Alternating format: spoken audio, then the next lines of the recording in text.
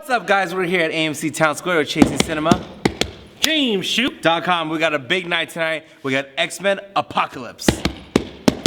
Yes, X-Men Apocalypse, the addition to the new franchise, if you will. First Class. Yeah. Days of Future Past. Yes, First Class, my favorite X-Men movie. I think of all of the films, even including the Wolverine movies. And then Days of Future Past, that was a really good kind of setup with everything. I was still really enjoying it. Now we have Apocalypse, and going into this movie, you know, the one thing I'm like, all right, you guys have one of the best working guys right now. You have Oscar Isaac. Oscar Isaac. I can't wait to see what they do with him, because obviously when you have a name like that who is doing so good right now, you got to use him to his potential. Obviously I don't think he looks that great. I mean, how do you feel about Apocalypse's makeup? That was already kind of early controversy. Yeah, the first photos that came out really did look like the Power Ranger villain, and then Ivan Ooze. Yeah, Ivan Ooze. And then it looks like it's getting better, though. It looks like it, but we'll see in the actual film. You know, you really shouldn't judge off a preview and photos. And they're always going to be working things up to last minute. Yeah. But it does look like an outstretch. But even though Apocalypse in general is just like, it would be hard to recreate anyway, so they had a really tough kind of task ahead of them anyway. But I'm glad to see everyone kind of back. I'm not particularly excited about this movie like I was. Maybe because we've already gone through two major epic superhero films already, and X-Men Apocalypse doesn't seem like to have that kind of scale behind it. I'm just not sure if it's going to bring in that. I mean, I don't think it's going to bring in that kind of money. Even though Angry Birds took the top perch this week. The Angry Birds took a crap on Civil War. A couple haters. But going into this movie, like I said, I'm Oscar Isaac. I'm excited for. I've enjoyed Magneto and Michael Fassbender and James McAvoy throughout the new franchise, and where they kind of left off had me intrigued, and I'm really interested in seeing what they're going to do in this movie. Do you have any what you going in expecting? I'm pumped. I love Days of Future Past, and I thought that was so awesome. I love the ending of Days of Future Past. Made me want to cry. I loved it so much. And then now we have Psylocke, and I've been wanting a real Psylocke ever since I think X-Men Last Stand. The girl in the background with the purple thing. I'm assuming that they were saying that was Psylocke, but now we're gonna have a full-on Psylocke, and I'm just pumped. Yep. I'm pumped. That's the one character you're waiting on, huh? Yeah, well, I just love her. And Apocalypse is gonna be badass. I already know that he's gonna be awesome. I already know he's gonna be fighting and kicking everyone's butt. You know, I already know that they're gonna be bad. I know they're not gonna screw that one up. And I don't know. I'm just excited. We have the new generation of Jean Grey and new generation of Cyclops. And James Marsden he was never given justice to do a good Cyclops. And it's interesting because now we have a lot of young faces that we might not be particularly known with, so hopefully we can find us a new rising star. But let's go. Let's do it. 2.5 hours or 2 hours and 15, 2 hours and 20 minutes. Let's do it. Let's see if this is really the end. All right, so we just got out of X-Men Apocalypse. Oh man, just let down, brah. Okay, so when I hear Apocalypse, yes, I was expecting the end of the world.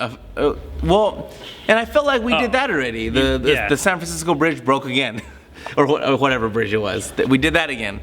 The end of the world, we did that again, right? But I was really expecting, what I was really fiending for, what I was really wanting, was a big showdown fight at the end with everyone against Apocalypse. Yeah, the airport scene spoiled the hell out of you, didn't it?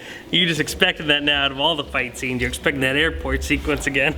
No, it wasn't that. I'm just, I just expect, Apocalypse is like one of the big baddies of the X-Men franchise. He's up there. And we never got that. And when I remember Apocalypse, I remember a very tall, brooding, scary character, and in this one he was just as tall, if not a little shorter than the Four Horsemen. So that, I don't know why they couldn't CG just made him bigger. So that I was disappointed with that. Yeah, this is the non-spoiler section, I'm assuming too. Oh, that's kind of a spoiler, isn't it? Oh, I guess so. We'll just do a whole spoiler review. So the whole thing was just gonna say spoilers. Okay, spoilers. Yeah, and the title will do spoilers too. I don't think that's necessarily a spoiler. Okay, well, semi-spoiler. Yeah, there wasn't there. I don't. And then Psylocke really not much. She didn't have much to do. I wasn't a fan of hers. But I didn't mind the costume like a lot of people were saying, because people were saying it's ripped right out of the comic book and it looks silly. I didn't feel that way. I don't think her costume was as silly as just like her compared to everyone else just looks so out of place. And I think a lot of it had to do with them. It just seemed like towards the end of the film that CGI just kind of went out the window, because I mean there's a sequence with her and it just looks so bad. I'm just like, wow, it was kind of rough. Yeah, so it was definitely a letdown from Days of Future Past for me. Yeah, definitely, because that's my favorite X-Men film. Definitely my least favorite of the new three. And wow, I don't even, maybe if you start talking I'll remember things, but I think this movie suffers from being just like every other X-Men movie. I just said that. Yeah, well, that's what I'm saying.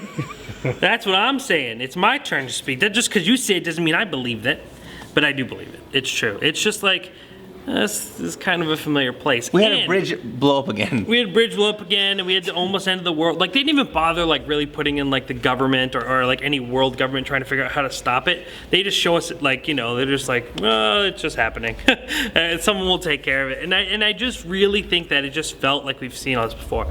I think the major problem with this movie, though, the killer, is the first 45 minutes of the movie. Oh, yeah. It's just introduction, and there's no flow, so it's like really hard to like get into the beginning of the movie. It's just like, all right, well, here's this guy, you guys know him as Cyclops. Here is a boy you know as Nightcrawler. A boy, yeah, as Nightcrawler. It's just like, all right, introduce. Yeah, that's what they call him, you know, down there. Real quick, the movie was slow, man. I wouldn't even call it slow. It just felt like there was nothing to like get invested in. I want to call it slow. It was like watching a playlist on YouTube about the X-Men origin, like the origins of the X-Men. Right, it was slow. Some say slow, some say just a playlist on YouTube. Yeah. Some say slow, some say it's a playlist on YouTube. And I like right off the bat, like I just couldn't get into the story. I do think the movie. I don't think it's a bad movie. Like I don't think this didn't say it was bad. No, I don't. I'm not saying either. No, sir. Not a bad movie. Just not a very good movie. Not a very great movie. I didn't feel pumped up about it. I think that the X-Men also suffers from BVS syndrome, where everyone just kind of attacked it for being so like mundane and serious. They try to throw a little bit lightness in there, but this does have like this overall like dark tone. We can't take things jokingly here. Hey, let me ask you this: what's better, BVS or X-Men Apocalypse? Oh God, that's a tough one. What's better? Oh my God, Louis, what's better? What do you say? Or X-Men? I think I'd watch X-Men again over BVS. Can't. X-Men over BVS. Damn. But that's not by much. Oh no, I'll take BVS. Really? Yeah. And I think there's there's definitely some potential. But I enjoyed X-Men. BVS. And I'll tell you one of the differences. And BBS. And that's because we have the best thing about the X-Men franchise, and that's Psylocke. No, not Psylocke. Definitely not Psylocke. Michael Fassbender is Magneto. Like I think the movie, like I was saying earlier, doesn't have that flow in the beginning until we see him in his life, and then like I'm immediately in the movie. I am invested. I want to know what he's doing. I want to know what's going on with his family. Should we just start spoilers? Because I'm gonna start spoiling stuff. I thought that was already spoiled. All right, well we're spoiling stuff. And like the immediate feeling after like what happens to his family, it's like soul crushing, and I don't even know where this guy is or what he's doing, but I'm immediately invested in his story. And then we just kind of go down that typical route where there's a bad guy, we need to get the X-Men getting to go together, and you know, obviously they try to show him the change. And you know, X-Men is really based on the foundation of Charles Xavier and Magneto's conflicting philosophies on the way that humans treat mutants and the mutant idea, and that's been kind of present in these films, but I think only on the surface level. Like I feel like we're resorting to that very, very repetitive. Like Charles is always like, I see good in you, Magneto. I see the good in you, and he's like, yeah, you're right. All right, I'm not that bad of a guy. And it just feels like we've seen that like 3-4 times now. You're like, all right, I get it. 3 or 4, or literally 6. Really 6. Yeah, I'm not just saying. Well, I think the older Magneto in the original 3, he was a little bit more ruthless. Like he wasn't as easy. Like Michael Fassbender is just like always like all right, you know. And I feel like you know, the older Magneto, he was a little bit more like consistent. Like I remember watching that VHS of X-Men at my friend's house and watching that great scene where Magneto turns all the guns back on the cops, and I was like, wow. And like, I think he's the only character that I've consistently like enjoyed, both from that version and this version. I think he's the most solid character and the one that they've cared about the most. I think this movie kind of got in the habit of just being like, hey, guess what? There's that character over there, said character. There's that said character who's gonna eventually be in the movies. Here's this character, here's that character. And I've never been super big on just like teasing characters to get fans pumped up. It's kind of like more of like a cheap way to go. I love Quicksilver in Days of Future Past. Yeah, that's easily the best sequence in that entire movie is that Quicksilver sequence. And, when something works, what do? You just do the exact same thing all over again with this movie. And to me, I was just like, oh, I really like this song, and I think it's cool we're doing it again, but we're doing the exact same thing over No, but again. I really thought that was pretty bad. I liked it. You liked it? Yeah, that I don't think it was a bad sequence, but it is just like, that. all right, we're doing this again, okay? No, but you're a hater now. No, I'm not hating it. Like I said, I still liked it. No. But I'm just saying, like, yes, on top of this whole movie feeling repetitive. Awesome scene. What's the chorus?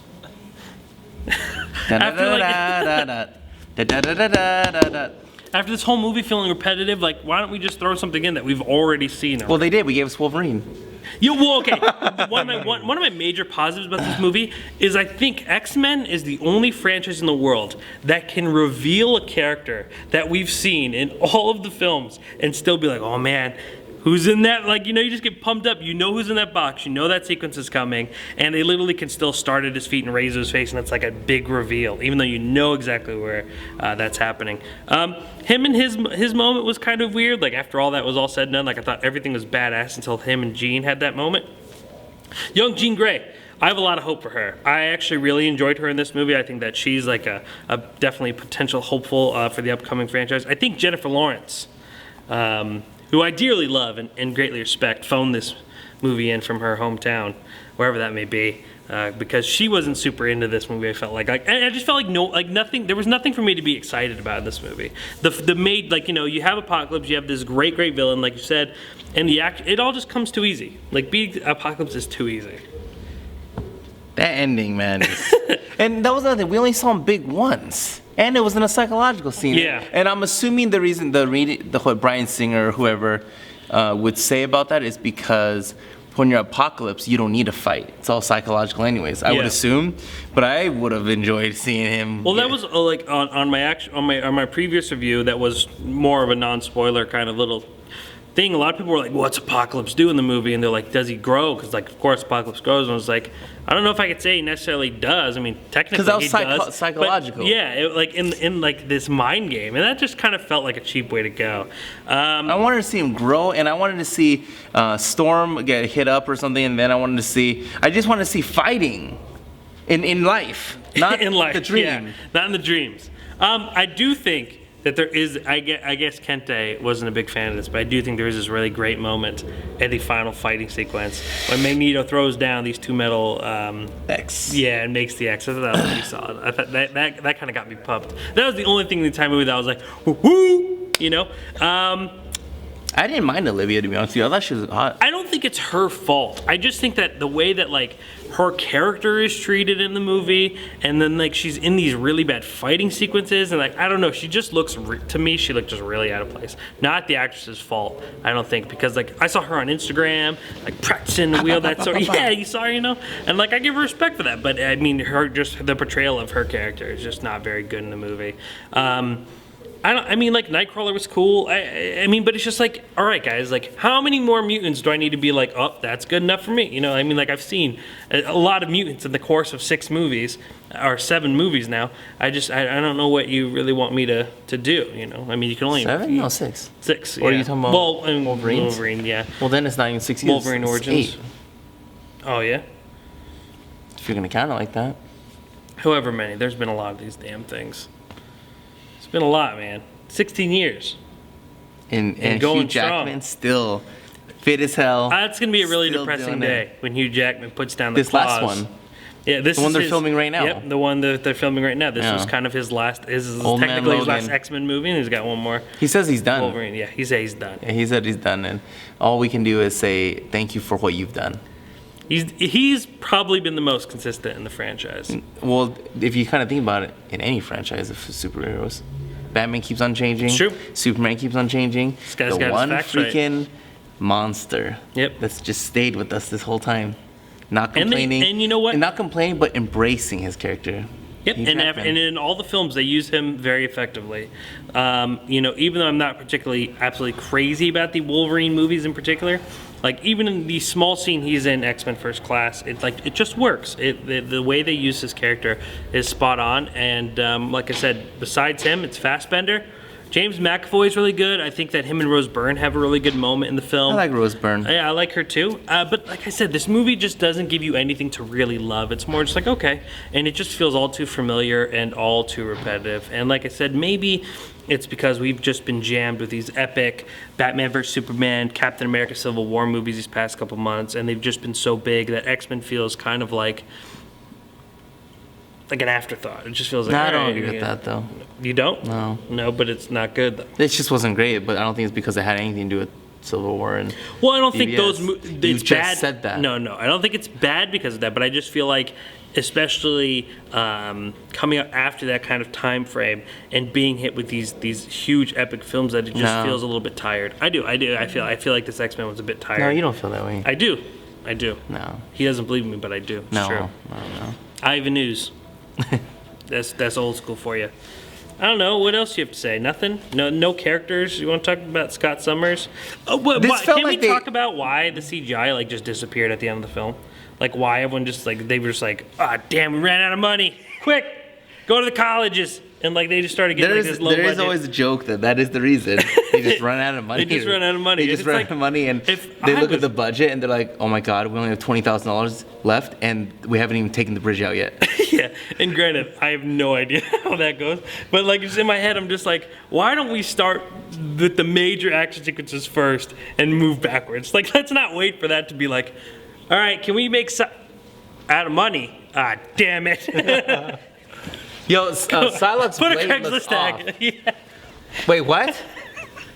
Huh? Oh, he Damn it. walked off. Check it will bounce. Ooh. We need a Craigslist ad for the nearest college. We'll work for food.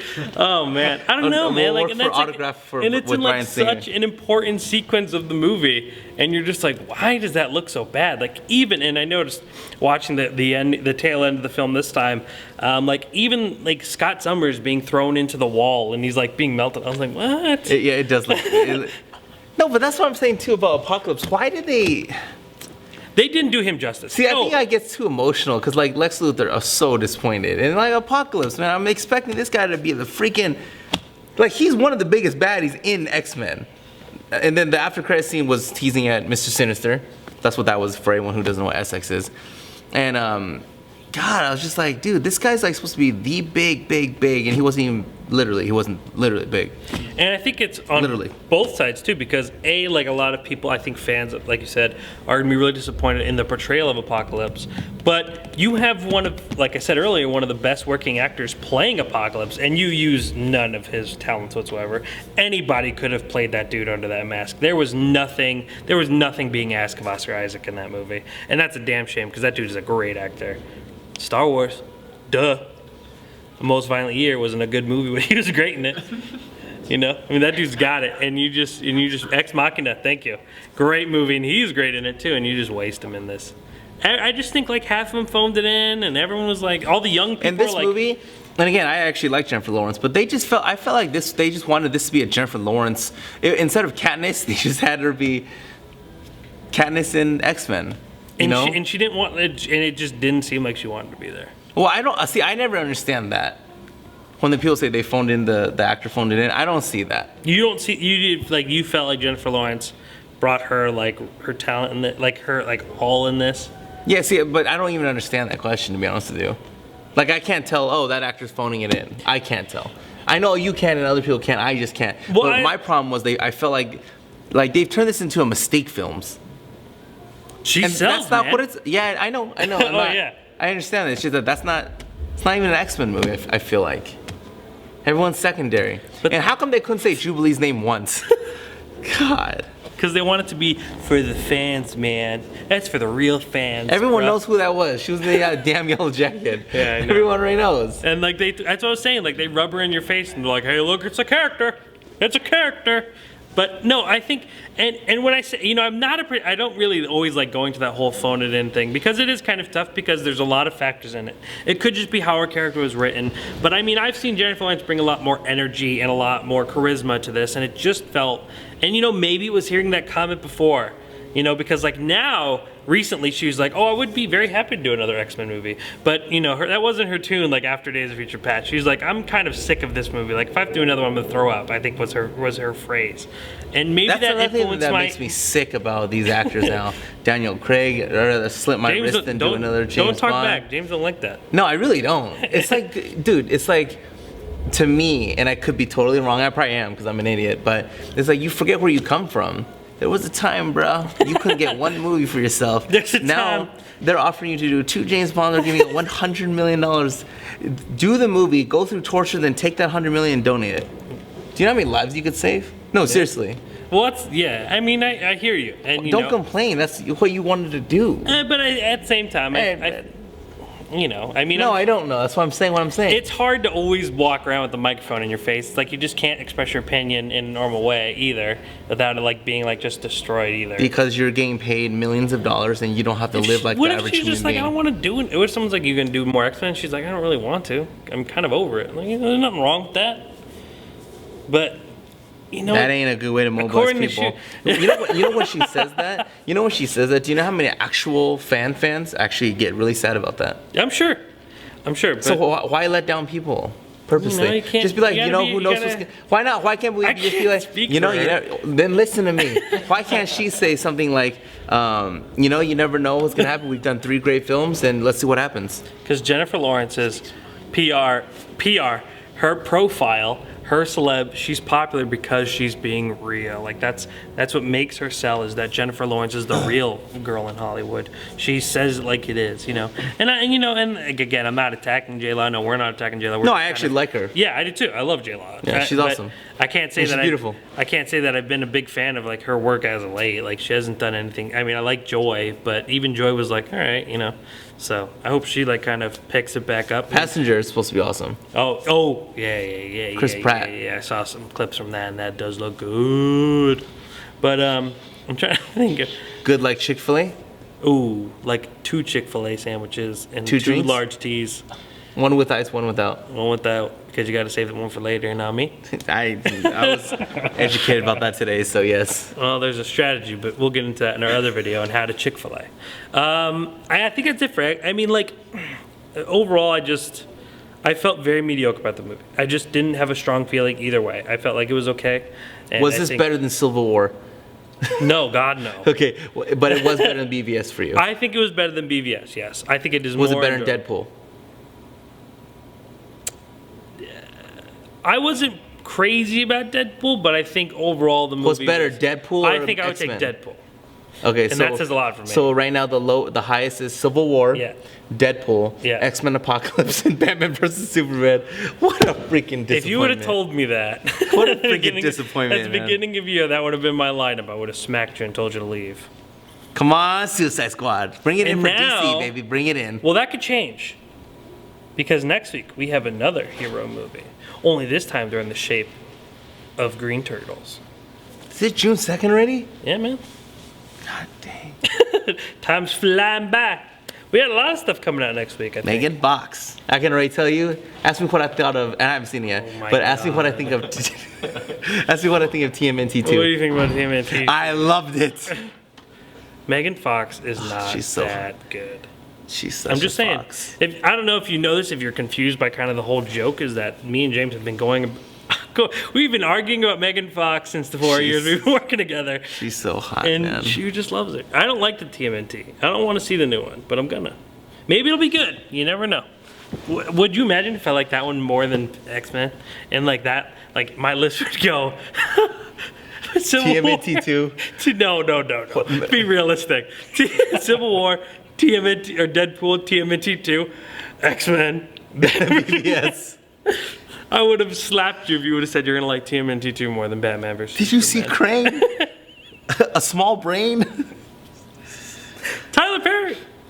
Oh man, I actually like Tyler Perry. I do too. And I think Tyler Perry gets a lot of crap because he's playing for no reason. Doctor.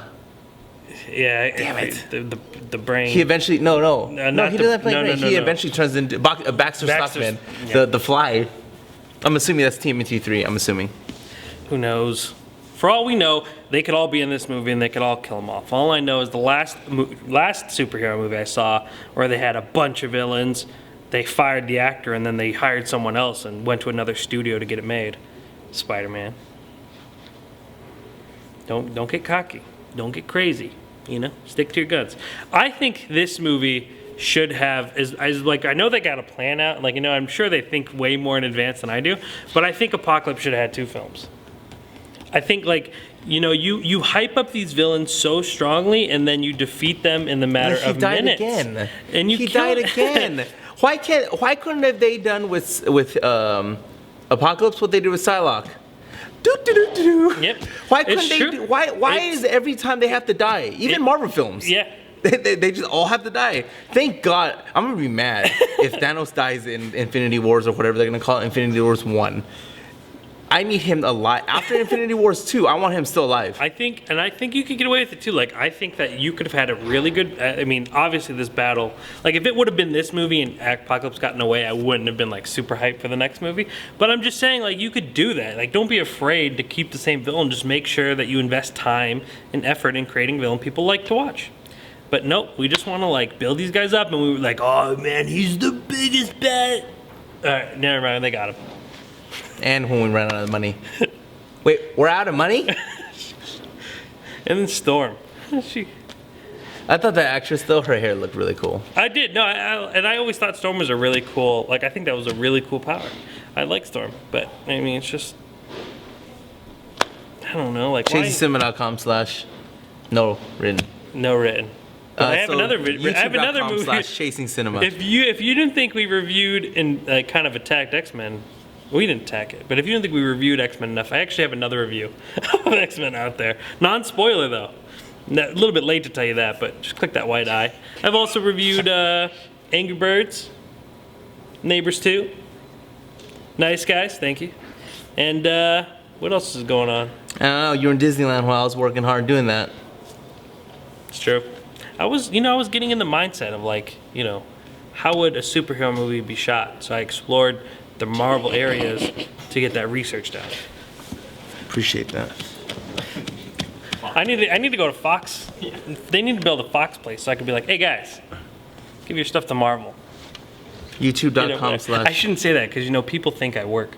People think that I'm important enough. Here, let me tell you, I don't like to bash my ego, but people think I'm important enough that Disney actually puts money in my pocket to hype up Marvel films. And you could look like last year I didn't like anything from Marvel, but they pay me because you're watching me. Disney needs to pay me to like Marvel movies and to get you to like Marvel movies. They pay me to not like these movies like Batman vs Superman or X-Men Apocalypse. When are you going to pay me and Kent then? Here, all right. This is from Disney. Just keep it. I just gave you those checks. I know, they're from you. They're not from Disney. You want to know why? Because Disney doesn't give a damn what I have to say. They just know how to make good movies. Hey, big props and what's up to Brian. Brian, my boy, thanks for watching. Hollywood. We're at like 861 videos. God damn. I'm just saying, we're like about to celebrate 1,000 in a minute. I'm sick of this relationship of us. Just want to watch some good movies. And I don't know if Ninja Turtles Out of the Shadows is going to be that. I know it will be. But maybe it will be. Megan Fox. All right. No one wants to hear us talk any longer. Why not? Okay, I don't want to hear us talking longer. ChasingCinema.com is known as the Film Lovers website.